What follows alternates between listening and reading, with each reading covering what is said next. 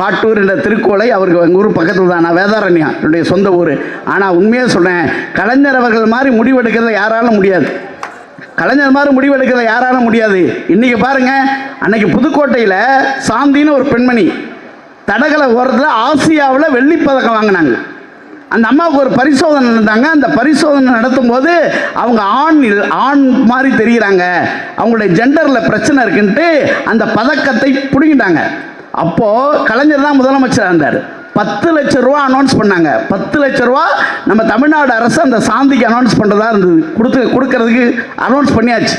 இப்போ அந்த நிர்வாக அலுவலர் கேட்டார், நாம் அனௌன்ஸ் பண்ணிட்டோம், அவங்க பதக்கத்தை பிடிக்கிட்டாங்க, இப்போ நாம் என்ன செய்யறதுன்னு கேட்டப்போ கலைஞர் ரொம்ப நிதானமாக சொன்னார், கொடுத்துருங்க, ஓடியது அந்த கால்கள் தானே, அந்த கால்களுக்கு கொடுக்காமல் யாருக்கு கொடுக்கறதுன்னு கேட்டார். எப்பவுமே எடுக்கிற முடிவை தெளிவாக எடுப்பார். இன்னைக்கு பாருங்க, இந்த கேரம் போர்டுன்னு ஒரு விஷயம் இருக்கு இல்லைங்களா? இன்னைக்கு நம்ம வண்ணாரப்பேட்டையில், பழைய வண்ணாரப்பேட்டையில் ஒரு பொண்ணு, காசிமான்னு ஒரு பொண்ணு ஜெயிச்சிருக்குல்ல. பழைய வண்ணாரப்பேட்டையில் காசிமான்னு ஒரு பொண்ணு, அந்த கேரம் போர்டு நீங்கள் பார்த்துறீங்களா? கேரம் போர்டில் கருப்புக்கு 5 மதிப்பெண், வெள்ளைக்கு 10 மதிப்பெண். ஏன்னா வெள்ளைக்காரன் கண்டுபிடிச்ச ஆட்டாது. உண்மைங்க, கருப்புக்கு 5 மதிப்பெண், வெள்ளைக்கு 10 மதிப்பெண். அதில் கூட அந்த ரெட்டு இருக்குல்ல, ரெட்டு, அந்த ராணி அதை தனியாக அனுப்ப மாட்டான், ஒரு சோல்ஜரை கூடவே அனுப்புவான் பாதுகாப்புக்கு. யோசிச்சு பாருங்க, வெள்ளை ஏகாதிபத்தியம் நிறைந்த விளையாட்டு கேரம் போர்டு. அதில் வெற்றி பெற்றவர் வேற யாரும் இல்லை, தமிழ்நாட்டை சேர்ந்த காசிமான்கிற ஒரு பெண். ஒரு பதக்கம் இல்லைங்க, 3 பதக்கம் வாங்கியிருக்காங்க. தனியாக ஒரு பதக்கம், குழுவோடு சேர்ந்து ஒரு பதக்கம், இருவர் சேர்ந்து ஒரு பதக்கம்னு 3 பதக்கத்தை வாங்கி விட்டார்ன்றதுக்காக நம்முடைய துணை முதலமைச்சர் 1 கோடி ரூபாய் கொடுத்து அந்த பெண்ணை வாழ்த்தியிருக்காரா இல்லையா? முதலமைச்சர் சொல்லியிருக்காரு, ஏழை எளியவர்களின் வெற்றி தாமா திராவிட மாடல் ஆட்சியின் வெற்றின்னு இருக்காரு.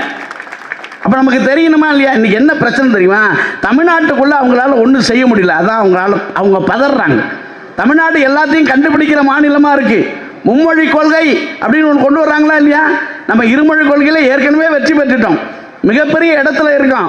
நான் ஒரு சாதாரண மீனவ சமுதாயத்தில் பிறந்தவன், இன்னைக்கு உங்கள் மேடைக்கு முன்னால் நிற்கிறேன்னா இருமொழி கொள்கை என்கிற ஒரு கொள்கை தான் என்னை படிக்க வைத்திருக்கிறது. ஆனால் இன்னைக்கு நம்ம சமுதாயத்தில் நீங்கள் எல்லாம் நினைச்சு பாருங்க, இன்னைக்கு மும்மொழி கொள்கைனா இடைநிற்றல் அதிகமாகும். உண்மையாக சொல்ல பாருங்க, தமிழ் மொழி சார் எல்லோரும் வள்ளுவரை பற்றி சொல்லுகிற போது ரொம்ப அட்டகாசமாக சொல்லுவாங்க. 1.25 அடியில் உலகத்தை இழந்தான் வள்ளுவ பெருந்தகை, காலடியை மிச்சம் வச்சான். ஏன் தெரியுமா? உலகமே அவன் காலடியில் வரப்போகிறது என்றுதான் காலடியை மிச்சம் வைத்தான். வள்ளுவருக்கு கொண்டு போய் சிலை வச்சார் சார் நம்ம தலைவர் கலைஞர்.